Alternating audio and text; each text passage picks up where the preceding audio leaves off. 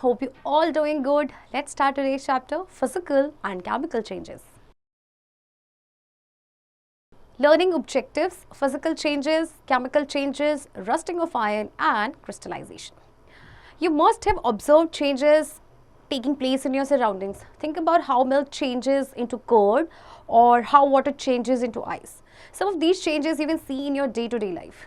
These changes can be fast or slow changes, reversible or irreversible changes, desirable or undesirable changes, periodic or non-periodic changes. And some changes can be physical or chemical changes.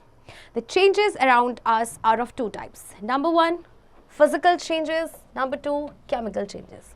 देखिए अपने आसपास बहुत सारे changes देखते हैं, उनमें से कुछ चेंजेस स्लो होते हैं, कुछ फास्ट होते हैं, कुछ रिवर्सिबल होते हैं, कुछ इरिवर्सिबल होते हैं. तो हमारे आसपास जो चेंजेस होते हैं वो दो तरह के होते हैं, physical and chemical. Physical changes. A property is a quality or a characteristic of a substance. Physical properties are the characteristics of an object that can be observed or measured without changing its chemical composition. These include shape, color, size, state, weight, and temperature. A physical change is a change which occurs when there is an alteration or change in the physical properties of a substance. This change does not result in the formation of a new substance. When you tear a cardboard sheet, it remains the same but becomes smaller in size. When you construct a chair with wood, the wood undergoes changes though is still wood. The shape and size may change. Similarly, when we put water in a freezer, ice is formed. Ice is a solid state of water. The state of water changes from liquid to solid but still has the properties of water. In these examples, there was a change in the physical property of the object or substance. No new substance was formed. Though the object may look different, such changes are called physical changes. Glowing of an electric bulb, dissolving of salt or sugar in water, or blowing air into a balloon also cause changes only in physical properties. The chemical properties remain the same.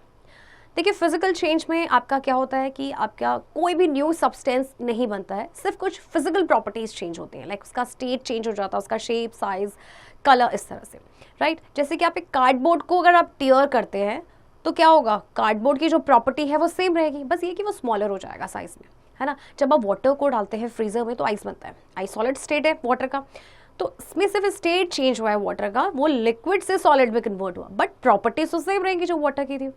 सो इन जो सारे changes हैं इसमें क्या है कि आपका कोई object different लग सकता है बट इसमें कोई भी नया सब्सटेंस नहीं बना है, तो ये आपके होते हैं फिजिकल चेंजेस. जैसे कि इलेक्ट्रिक बल्ब आपका ग्लो कर रहा है, या आपने पानी में डिजोल्व कर दिया शुगर और सॉल्ट को, बलून में एयर ब्लो कर दिया, सारे ही चेंजेस आपके फिजिकल प्रॉपर्टीज में हुआ है. बाकी इनकी केमिकल प्रॉपर्टीज जो है वो सेम है. Let us perform some activities to understand the characteristics of physical changes. Activity 1. Cutting or tearing of paper, change in size. Take a piece of paper and cut it into rectangle pieces. If these pieces are kept together side by side in such a way that the pieces look like the shape of the original piece of paper. We cannot join the pieces back to make the original piece, but the properties of paper remain the same. When we cut or tear a piece of paper, there is a change in the size of the paper, but all the parts are still paper only. Therefore, cutting of paper is a physical change as there is no change in the properties of paper. देखिए paper है उसको आप छोटे छोटे pieces में cut कर दीजिए, या रेक्टेंगुलर पीस में आप उसको कट कर दीजिए. ओके, अब आप देखेंगे कि जो पेपर उसको फाड़ने से पहले भी वो पेपर था, जब हमने उसके छोटे छोटे रेक्टेंगुलर शेप में इसके पीसेस कर दिए तब भी वो पेपर है. यानी कि वो जो छोटे पीसेस जो है पेपर के, उसकी प्रॉपर्टी और जो बड़ा पीस था पेपर का, उन दोनों की प्रॉपर्टी सेम रहेंगे, तो इनकी प्रॉपर्टी में कोई चेंज नहीं आएगा. Hence cutting of paper is a physical change. Activity 2. Change of chalk stick into a chalk powder. Change in shape. Collect some chalk powder or crush some chalk sticks into powder form and mix a little water to the chalk powder to make a paste. Roll it into the shape of chalk pieces. Let them dry. You recover chalk sticks from the chalk powder. आपने देखिए क्या करना है, chalk powder को collect कर लीजिए या फिर जो क्रश कर लीजिए आप, चॉक की जो स्टिक्स होती है पाउडर फॉर्म में, वाटर को मिक्स करेंगे, ओके, एक पेस्ट बनाएंगे, फिर उसको चॉक पीसेस की शेप में रोल करेंगे. आपकी जो चॉक स्टिक्स थी आपको वो चॉक पाउडर से मिल गई. Activity 3. Change of ice into water and water into ice. Change of state. Take some ice cubes from ice tray of your refrigerator and put them in a glass or plastic container. Keep them for some time at room temperature. The ice melts and turns into water. Now place the same container in the freezer again. The water becomes solid ice once again. देखिए आप ice cubes निकालेंगे बाहर, थोड़ी देर के बाद आप छोड़ दीजिए उसे, वो मेल्ट हो जाएगा, वाटर बन जाएगा। अब उस वाटर को आप फिर से वापस फ्रीजर में डाल दीजिए, वो आइस में फिर से अगेन सॉलिड आइस में चेंज हो जाएगा। Characteristics of physical changes. A physical change has the following characteristic features. No new substance is formed in this change. Most physical changes are temporary and can be reversed. In a physical change, only the physical properties of the matter, such as color, texture, shape, size, density, etc. change. Chemical composition of the substance does not change during a physical change. Heat may or may not evolve or absorb during a physical change. अब देखिए physical change आपको clear हो गया होगा कि इसमें कोई new substance नहीं बनता, ये टेम्प्रेरी होते हैं, कैन बी रिवर्स्ड, एंड इनमें से फिजिकल प्रॉपर्टी जो होती है आपकी, जैसे कि कलर, टेक्सचर, डेंसिटी, ये चेंज हो सकता है। केमिकल कंपोजिशन सब्सटेंस का सेम रहता है, हीट इवॉल्व हो भी सकती है, नहीं भी हो सकती, ये एब्जॉर्ब भी हो सकती है फिजिकल चेंज के दौरान। Chemical changes. Changes in which new substances are formed are called chemical changes. The properties of the new substances formed are entirely different from those of the original substances. A raw fruit has to undergo many changes before it ripens. Burning of paper or curdling of milk are chemical changes. These are chemical changes that bring about a difference in taste, color, smell, etc. The process that brings about a chemical change is called a chemical reaction. In the above examples, burning of paper and curdling of milk are chemical reactions. Most chemical changes are not reversible. Let us perform some activities to understand chemical changes more clearly. अब देखिए chemical changes में क्या होता है कि एक नया substance बनेगा जिसकी प्रॉपर्टी ओरिजिनल सब्सटेंस से इंटायरली डिफरेंट होगी।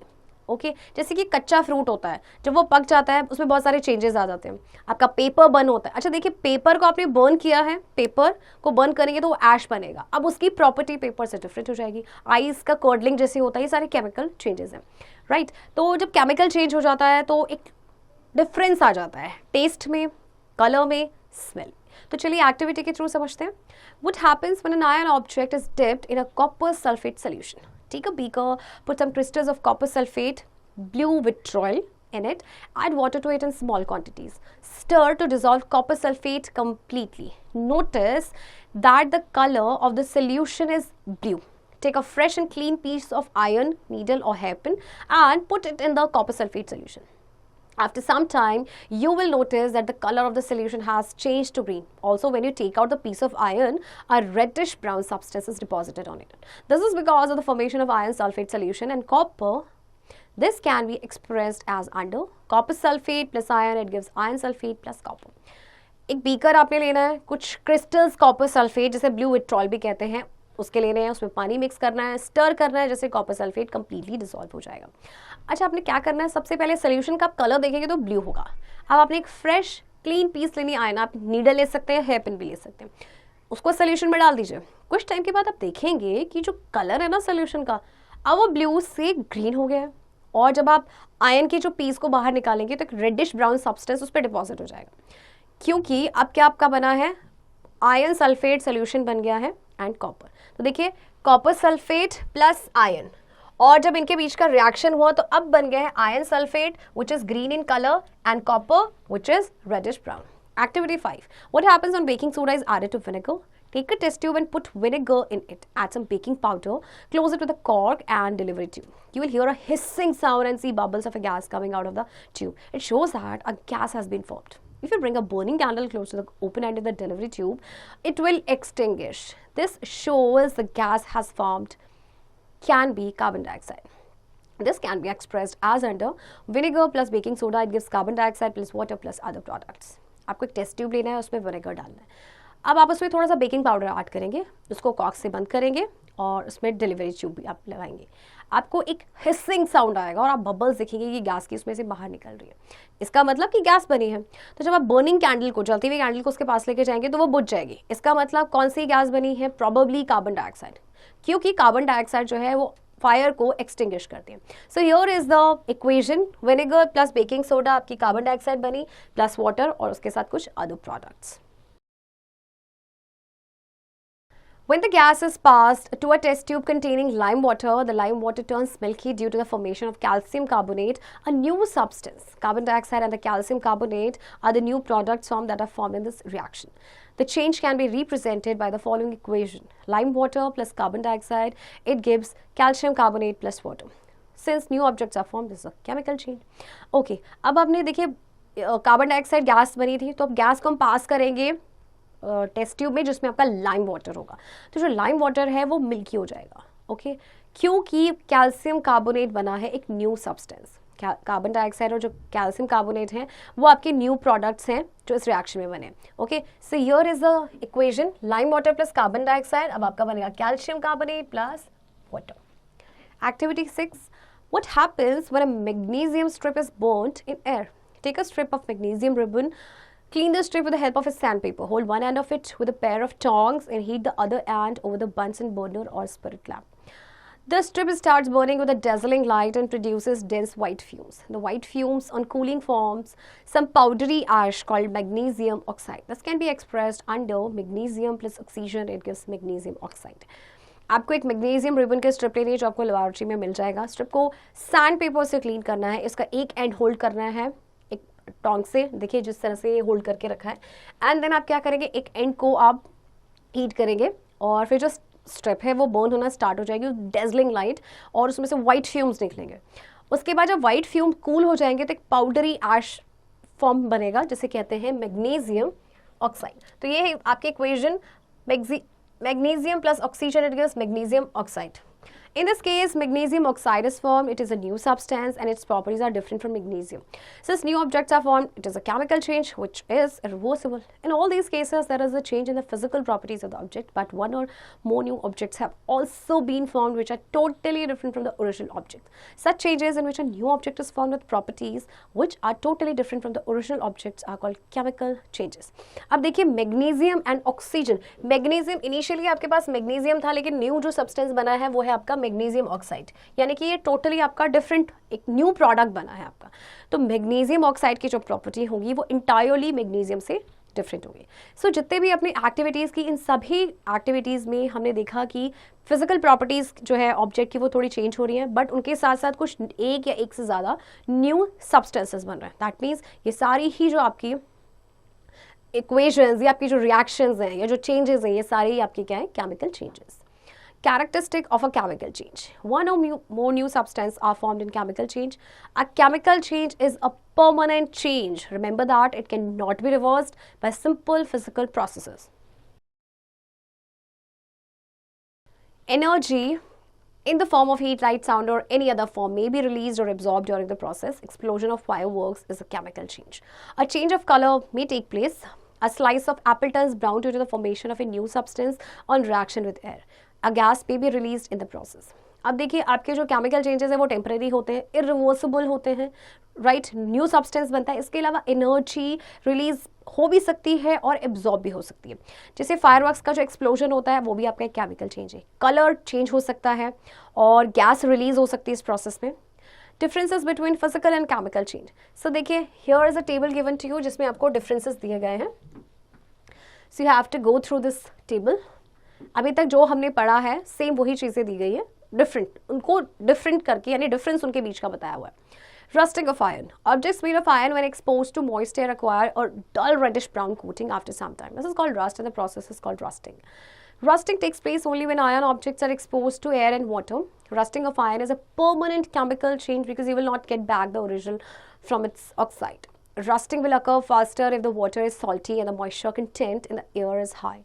The rusting can be expressed as under iron plus oxygen plus water gives rust or iron oxide. देखिए आपने देखा होगा आयन जो ऑब्जेक्ट है, अगर कुछ समय के बाद आप उन्हें देखेंगे जब वो एयर में या मॉइस्चर में एक्सपोज्ड होते हैं तो उनमें एक डल रेडिश ब्राउन कोटिंग हो जाती है जिसे हम कहते हैं रस्ट, यानी कि जंग, and the process is known as rusting. तो रस्टिंग कब होता है कि जब वो एयर या वाटर में एक्सपोज हो कोई भी आयन ऑब्जेक्ट, तो ये परमानेंट केमिकल चेंज होता है। एक बार अगर रस्टिंग हो जाती है तो हमें ओरिजिनल जो आयन ऑब्जेक्ट है वो पहले वाली फॉर्म में नहीं मिलेगा। So here is the equation, iron plus oxygen plus water gives rust. Rust is iron oxide. This type of reaction in which metals react with moist air and develop a layer on them is called corrosion. Corrosion of iron is called rusting. During corrosion, metal surfaces are eaten away due to atmospheric conditions or water containing dissolved salts. तो इस तरह की reaction जिसमें होती हैं, जिसमें जो metal है वो मॉइस्ट एयर के साथ रिएक्ट करता है और फिर एक लेयर उसके ऊपर डिपॉजिट हो जाती है, तो उसे कहते हैं कॉरोजन। तो आयन का जो कॉरोजन है उसे कहते हैं रस्टिंग। तो कॉरोजन में क्या होता है कि जो मेटल सर्फेसेस हैं they are eaten away because of atmospheric conditions, okay, या फिर जो वाटर है जिसमें अगर डिजॉल्व सॉल्ट्स हैं उसकी वजह से भी कॉरोशन होता है. How to prevent iron from rusting? Because rusting causes huge damages to iron objects, it is important to prevent iron objects from rusting. Rusting can be prevented if the contact between metal and air is cut off. Some of the processes by which rusting can be prevented are painting, greasing or oiling the iron objects regularly prevents their surfaces from coming in direct contact with the air and moisture. This slows down the process of rusting. Objects such as window, grills, trolleys, etc. are painted to avoid them from getting rusted. देखिए, अगर आपको iron object को rusting से बचाना है तो उसमें painting करना होता है, ऑयलिंग करना होता है, ग्रीसिंग उसको करना होता है, ओके, रेगुलरली या टाइम टू टाइम, जिससे कि वो आपके एयर या मॉइस्चर के कॉन्टैक्ट में ना आए, और इसके बाद वो क्या होगा कि उनमें रस्टिंग नहीं होगा. Galvanization is a process of deposition of a thin layer of zinc on objects made from iron. Zinc, being more reactive than iron, reacts with air and moisture to form a layer of zinc oxide. This layer prevents moist air's effect on the underlying iron. This is the best method for preventing rusting of iron. Metal pipes and wires are the most commonly galvanized items.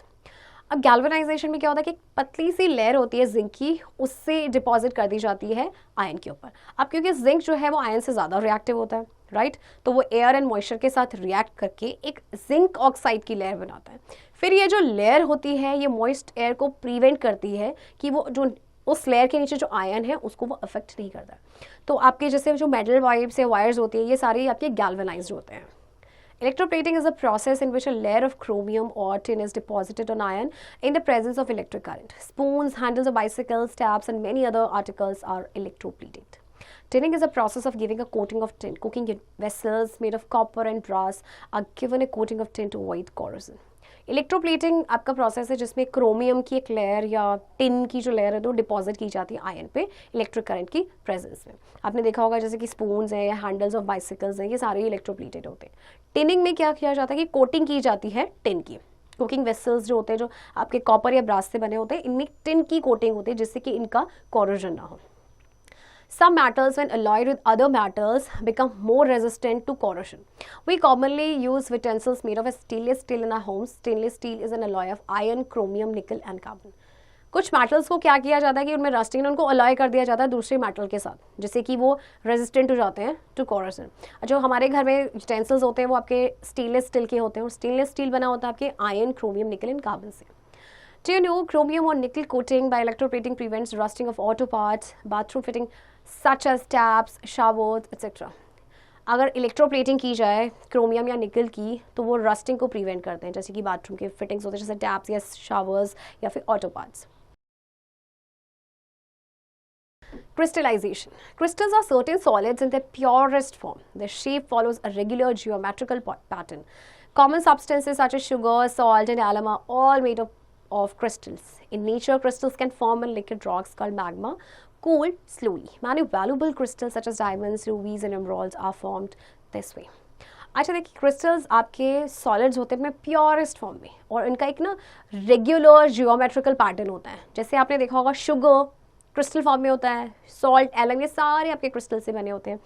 और nature में क्या होता है, crystal आपके बनते हैं जब liquid जो रॉक्स जिससे बोलते हैं मैग्मा वो स्लोली कूल डाउन हो जाती है. तो बहुत सारे क्रिस्टल्स आपके बहुत वैल्यूबल जो क्रिस्टल्स हैं जैसे कि डायमंड, रूबीज एंड एमराल्ड्स, ये इसी तरह से बनते हैं.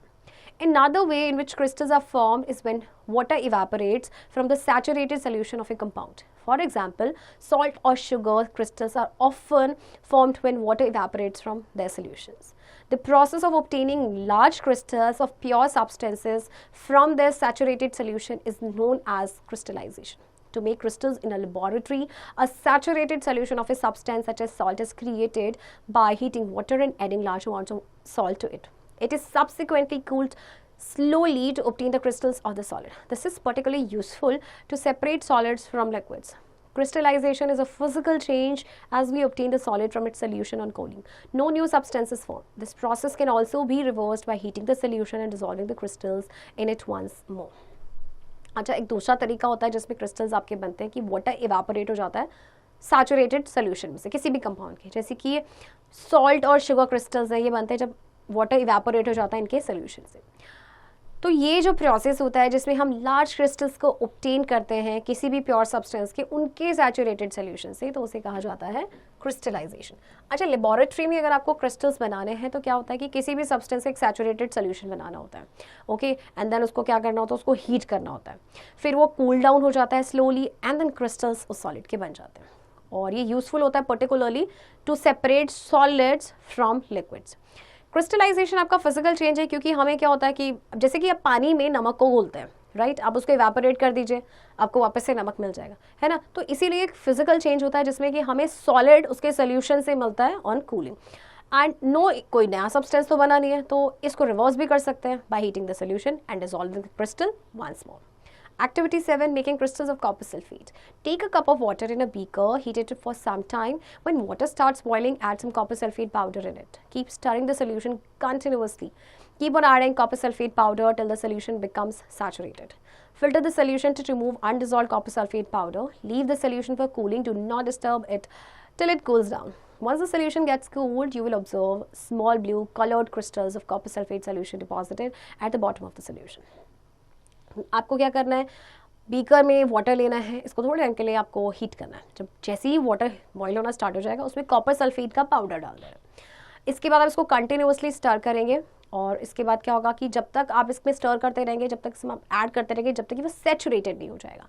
फिर आपने क्या करना है, सोल्यूशन को फिल्टर करना है जिसमें से इसमें जो अनडिजॉल्व कॉपर सल्फेट पाउडर है वो निकल जाए। फिर सोल्यूशन को आप कूल होने के लिए छोड़ देंगे, उसको डिस्टर्ब नहीं करना है जब तक कि वो कूल डाउन ना हो। और जैसे ही सोल्यूशन आपका कूल होगा, आपको छोटे छोटे ब्लू कलर के क्रिस्टल्स मिलेंगे कॉपर सल्फेट के, जो कि सोल्यूशन के बॉटम में डिपॉजिट हो जाएंगे। Learning outcomes. Changes are all around us. Changes can be classified as physical and chemical. Physical changes happen by change in physical properties only. Chemical changes happen if one or more new products are formed. Changes in heat, light, color, sound, smell, etc. happen during chemical changes.